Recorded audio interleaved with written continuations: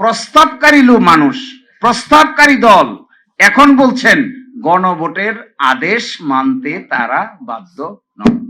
আজকে যদি সংবিধানের মুখ থাকতো, এই সংবিধানটার যদি কোনো জবান থাকতো, আমার ধারণা সে বলতো যে আমারে নিয়ে আপনারা এত টানাটানি করেন না। আমার কাছে মনে হয় যে এই যে আলোচনা কয়দিন পরে পরে করি, আমাদের এই আলোচনা দেখে অনেক মানুষ হয়তো হাসে। এই জন্য হাসে যে এরা বলে কি কয়দিন পরে পরে একই কথা বলে। একই কথা বলে অর্থ হলো, দেখেন এই দেশে 72 সালের সংবিধান হয়ে যাওয়ার পরে এত কাটা ছেঁড়া, যার যখন যেভাবে পছন্দ হয়েছে সে সেভাবে এই কাজ করার চেষ্টা করেছে। 200-র বেশি সার্ভিস ও ফিচারে লেনদেনের সব বিকাশ অ্যাপে সম্ভব। তো এগুলো দেখে নিশ্চয়ই কেউ না কেউ হাসে।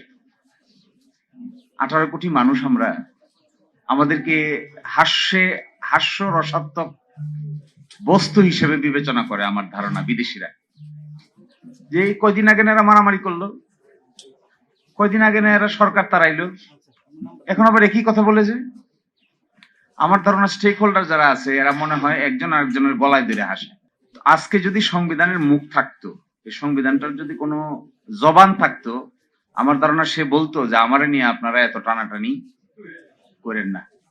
আমি আপনাদের এই ঝামেলার ভিতরে নাই, আপনারা যা পারেন করেন। সালাউদ্দিন ভাইকেও বলতো, আসাদ ভাইকেও বলতো, সকলকেই বলতো দয়া করে আমাকে নিয়ে টানাটানি করে আমার ইজ্জত শরম আর নষ্ট করার দরকার নাই। আমি এটা স্পষ্ট করে দেখতে চাই। কখনো বলে সংবিধানের ভিতরে, কখনো বলে একচুল পরিমাণ নড়বো না, কখনো বলে এর ভিতরে আছে। আরে সংবিধান তো জানে তার ভিতরে কি আছে আর কি নাই, ও তো জানে। আমাদের এক প্রধান বিচারপতি ছিল, উনি একদিন কোর্টে বলতেছে যে বিচার কার করতেছি, তো আমরা বলতেছি মাই লর্ড বিচার করতেছেন তো আসামির। তো উনি বলে না, আসামির বিচার না, বিচার হচ্ছে আসলে আমাদের। তো কি আশ্চর্যজনক, এটা কেমন কথা? কয় তাহলে শোনেন কেন আমি এই কথা বলি। আমার কেন বিচার হচ্ছে? যে লোকটা একজন মানুষকে হত্যা করেছে সে জানে হত্যা করেছে কি করে নাই। আমরা কাগজপত্র দেখে এখানে বিবেচনা করছি যে তিনি আসলে হত্যাকারী কিনা। এটা করতে গিয়ে যে হত্যাকারী না, মাঝে মাঝে তাকেও মৃত্যুদণ্ড দিয়ে দেই, আবার যে হত্যাকারী তাকেও মাঝে মাঝে খালাস দিয়ে দেয়। তাহলে বিচারটা হচ্ছে কার? যে আসলে আসামি সে ভাবে আরে এগুলো তো সব পাগল, আমি তো মারছি, এরা দেখি আমরা খালাস দিয়ে দিছি। আবার উল্টা যে করে নাই সে ভাবে আরে আমি তো মারি নাই, তো এরা এত প্রটোকল, এত গাড়ি, এত ঘোড়া, এত লেখাপড়া, এত জ্ঞান, কিন্তু আমাকে যে মৃত্যুদণ্ড দিয়ে দিল, এই আসামি কি এটা জানে না? তো তিনি বলতেন বিচার আসলে ওই আসামির হচ্ছে না, বিচার হচ্ছে আমি প্রধান বিচারপতি, আমি সঠিক লোককে সঠিক সাজা দিতে পারছি কিনা, এরকম কাঠগড়ার মধ্যে আমি নিজেই বসে আছি। তো আমাদের সংবিধান বেঁচে থাকলে বলতো মুখ খুলে, সালাউদ্দিন ভাই আমাকে আপনি অযথা যন্ত্রণা করিয়েন না। আমার এটাও খুব মনে হয়, একেবারে দাঁড়াইয়ে বলে ফেলতো কিন্তু স্পিকারের পিছু থেকে দাঁড়াইয়া যে মিস্টার আসাদুজ্জামান, আবার দৃষ্টি আকর্ষণ করতে পারতো, ইফ ই হ্যাড ভয়েস দৃষ্টি আকর্ষণ করতে পারতো, মিস্টার স্পিকার দয়া করে আপনারা এই মহান জাতীয় সংসদে আমাকে নিয়ে আলোচনা না করলে আমার ইজ্জতটা কিছুটা হলেও বেঁচে যায়। তো ওনাদের আলোচনার ধরন থেকে মনে হচ্ছে এই বেইজ্জতি করার একটা বুদ্ধি বাইর করছে। একবার বলে সংবিধানের ভিতরে, কোথায় ভিতরে? যিনি অ্যাটর্নি জেনারেল হয়েছেন ভিতরে হয়েছে, সরকার হইলো ভিতরে হইলো, পার্লামেন্ট ভাঙলো ভিতরে ভাঙলো, সংস্কার হচ্ছে ভিতরে হচ্ছে, ঐকমত্য কমিশনের মেম্বার হইলেন আমার সালাউদ্দিন ভাই, সংবিধানের ভিতরে হয়েছে। সংবিধান পারমিট করে যে ওই কি একটা কোথায় জানি বসে আলোচনা হইতো, ফরেন সার্ভিস এই অডিটোরিয়ামে বসে সব রাজনৈতিক দলের লোকেরা বসে আলোচনা করতেছে কিভাবে সংবিধান ভাঙা যায়। আচ্ছা বলেন তো দেখি, রাজনৈতিক দলের লোকেরা একসাথে বসে কিভাবে সংবিধান ভাঙা যায় এই খবর সংবিধান পাইলে সে প্রতিবাদ করতো না?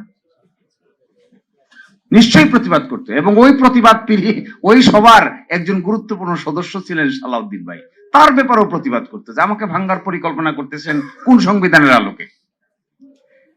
এখন এসে হঠাৎ করে বলছেন যে না না না এগুলো কিচ্ছু হবে না, যা করছি করছি, এগুলো সব ঠিক আছে, জাতির স্বাধীনতার ঘোষক এটাও ঠিক আছে, তারপরে এই যে বঙ্গবন্ধু শেখ মুজিবুর রহমানের ছবি টাঙাইতে হবে এটাও ঠিক আছে, এগুলো সবই সংবিধানে আছে, কিন্তু আমরা আপাতত এটাকে আর মানতে পারছি না। তাহলে কোনটা মানতে পারছি? এখন এসে যে কথা বলছেন এগুলো এত সিলি, আমার কাছে খুব মনে হয় রাজনৈতিক দলের নেতাদের কথাবার্তার যখন উল্টাপাল্টা হয় তখন ওই জাতির ভাগ্যে খারাপ ছাড়া ভালো কিছু অপেক্ষা করে না। কমিটমেন্ট, আচ্ছা এই কথা কিভাবে বলে? আমি ছিলাম তো ঐকমত্য কমিশনে, আমাদের ভাইয়েরা অনেকেই ছিলেন। এই গণভোটের প্রস্তাবকারী হলো বিএনপি।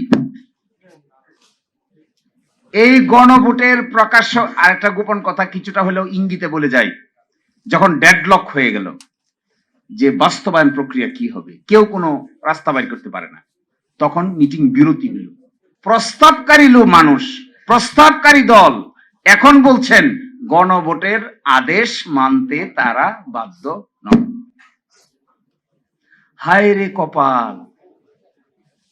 তখন এই প্রশ্ন আসছিল যে এই প্রস্তাবকারী দল যে গণভোট, তখন আসছিল একজনের প্রশ্ন করছে হাত তুলে, আমার মনে হয় যদ্দূর মনে পড়ে, মানুষটার নাম আমি বলতে চাচ্ছি না এখানে, তিনিও রাষ্ট্র সংস্কার আন্দোলনের ওয়ান অফ দি গুরুত্বপূর্ণ লোক ছিলেন, সরকারের মন্ত্রী হয়েছেন। তিনি বললেন সংবিধানে তো গণভোট নাই। তখন প্রস্তাবকারী সদস্য আনসার দিল গণভোট করা যাবে না, এই মর্মে সংবিধানে কিছু আছে? সকলে কইল নাই নাই নাই নাই নাই। উনি খুশি হয়ে গেলেন। আমার এখন মনে হচ্ছে এই জন্য খুশি হন নাই যে জনগণকে জিজ্ঞাসা করবেন, এই জন্য খুশি হয়েছিলেন যে তার কথাটা সকলে মিলে গ্রহণ করেছে, তাই এখনো তাই দেখতে পাচ্ছি। দেখবেন কথার বাইরে গেলেই খেপে যায়। তো তখন ব্যাখ্যা দিয়েছে ঠিক আছে গণভোট সংবিধানে নাই, গণভোট করা যাবে না এই মর্মে কি সংবিধানে কিছু আছে? সকলেই কইল নাই। বলে তাইলে চলেন আমরা এই রাস্তায় হাঁটি, সবাই মিলে হাঁটি। এখন কিভাবে হবে? একটা আদেশ জারি করতে হবে। এই সেই আদেশ। এখন বলে ওই আদেশ বলে রাষ্ট্রপতি রাজহাঁসের ডিম পারছে। 200 বেশি সার্ভিস ও ফিচারে লেনদেনের সব বিকাশ অ্যাপে সম্ভব।